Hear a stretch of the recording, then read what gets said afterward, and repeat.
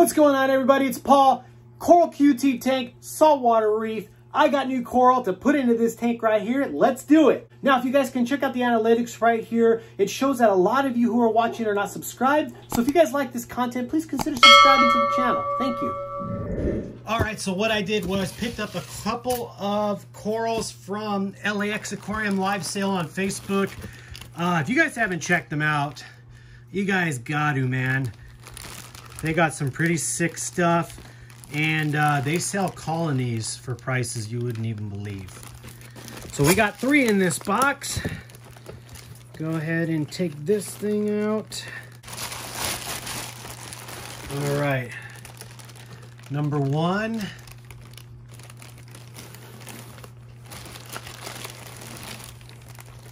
Number 2 is a Euphilia, because they got it floating in that piece of foam tied to it. That's smart. And another. 1, 2, and 3. They go in here to start getting acclimated to the temperature. And then we jump to the next step. This is going to be awesome. Let's get this out of the bag. This is the first one. Let's go. Let's see. Go like this. Cut this like that. Pull out this bad boy. Look at that. Ultra.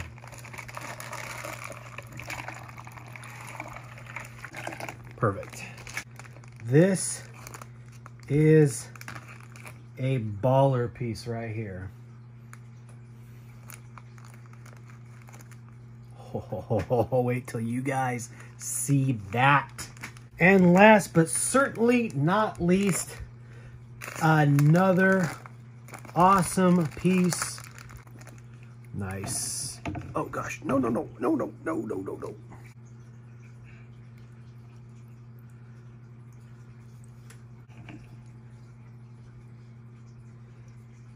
We got the corals acclimated to the water parameters of the tank. So what we're gonna do now is carefully remove this. So I just go and cut the rubber band like that and pull that off.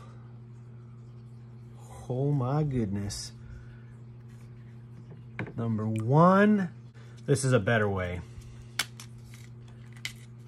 Let's just cut my hand. Oh my goodness, this thing is fire. All right, so what I use here is Coral RX. It is a concentrate. I kind of go around with different things. This is just what I have at the moment.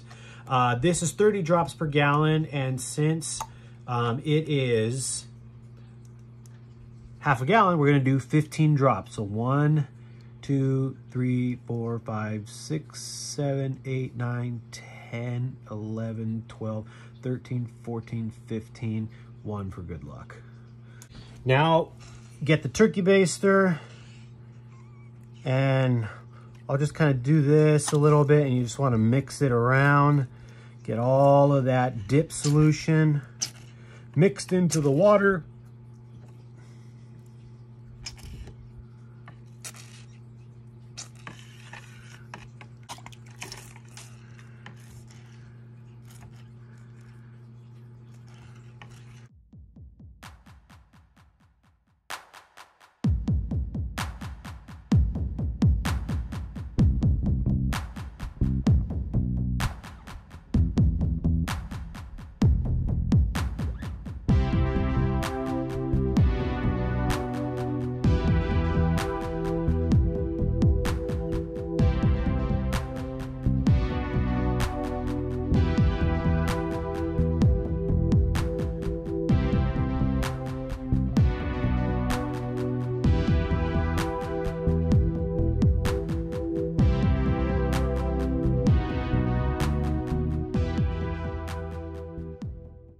All right, so we got them in the tank. I'm gonna go ahead and let them calm down, and we'll see them in a bit. All right, so let's check out the Lobo. Here is the Lobo that we picked up on this order. You can see it is doing well, settling in. It's got some spectacular color. The orange ring is super cool, and then you got that pattern in the mouth area of this coral. which I think is really fantastic. Really, really fantastic. Gonna look awesome in the tank. All right, everybody, so I wanted to go through a couple of things with you guys. So on this order, we ordered 3 corals. We got that Lobo, which is the green with the orange ring, which we just looked at. Good piece, still doing awesome. Then we also ordered I think it was called a green goblin. It was a 2-headed torch, green, like a really bright green. And then there was that fire Indo. It had all that gold in it and green and stuff. I mean, stunning, stunning pieces. Now, I have this approach when I'm doing my quarantining that I want to remove any plugs on any corals that get delivered to me, because in my opinion and the way I see it is you never know what type of pests may be hidden on that plug, hidden underneath the plug. I mean, there's ways that things could just end up in places that we don't know. And I want to limit the amount of pests that get in my systems. It's basically almost virtually impossible that you won't have pests, because I mean, there's just so much to it, and there's gonna be problems. But I feel like if I can go and limit those mistakes as much as possible by removing the plugs and dipping them and cleaning them and things like that, that's something that I want to do. Now, in this case here, when I was trying to remove those plugs, sometimes it gets pretty tough because it depends on how much glue was used when it was originally put on those plugs, and was it on the edge, you know? So you got your plug, you got your glue. Did they put glue in the center and then put the frag on it, or was it like, say, on the edge and they put half the frag on it to where it's still glued in place but it's easier to take off?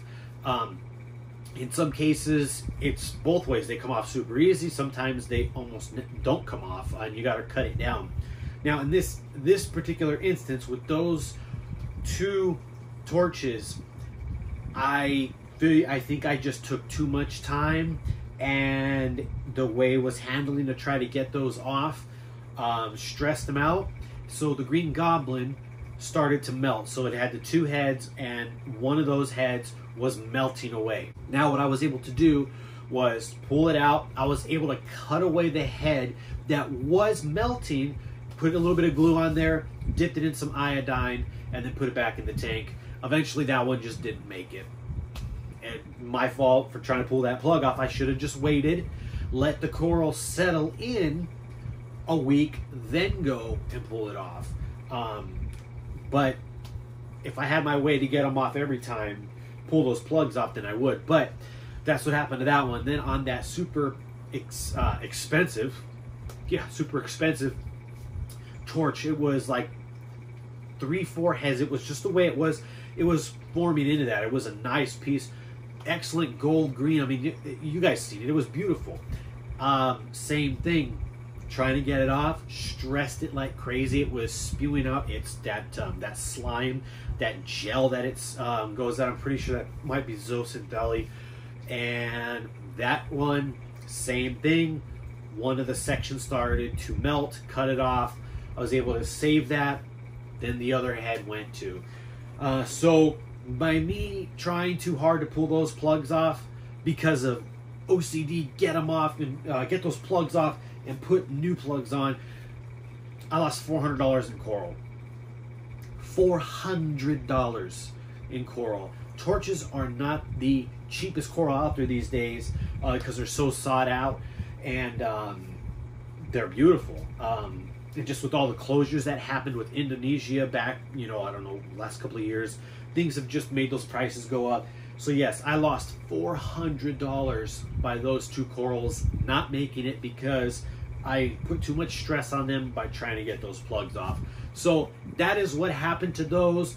The Lobo's okay, which is, hey, I was the one who made this mistake, so it's my fault. So I have to live with it. I have to live with it. It was nothing to do with Chris at LAX Aquarium. Nothing to do with him. It was just me trying to pull the plugs off. And I'm going to have to live with that. So let me know in the comment section down below, what do you guys do when you're pulling the plugs off of the corals that you guys get? Do you take them off? Do you not take them off? What do you guys do? Any tips and things like that? Always good in those comments for me to read and others to read. Also, if you guys like this type of content, fish type stuff, it would be awesome if you guys can hit that subscribe button and that notification bell, because I got a lot of videos lined up coming up, more coral, more fish, all kinds of stuff. You're not going to want to miss out if you like this type of content. And my YouTube analytics are showing that the majority of the views on my videos are from non-subscribers. So if you guys could hit that sub button, that would be absolutely awesome. You'd make my day. It would just be fantastic. So thank you all for watching this video. Bummer what happened out in the end of it, but things happen. We'll see you guys on the next one. Stay tank.